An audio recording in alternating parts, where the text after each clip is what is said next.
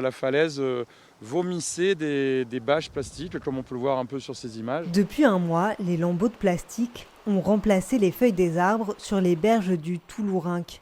Ce site majestueux classé Natura 2000 au pied du mont Ventoux.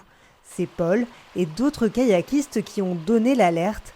Des crues avaient mis au jour ces plastiques enterrés depuis une trentaine d'années sur un terrain agricole. C'est un terrain de jeu. Se retrouver à devoir le disputer aux bâches plastiques, ça a été un peu un crève-cœur, effectivement.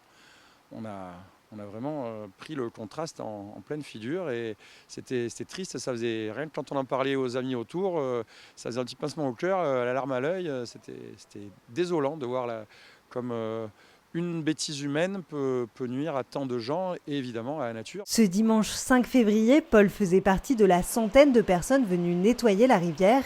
Il fallait agir vite. Le problème, c'est que le plastique se désagrège et s'il y a d'autres crues, ça va se disséminer encore à nouveau sur toutes les gorges. Donc c'est pour ça qu'il est urgent de le ramasser.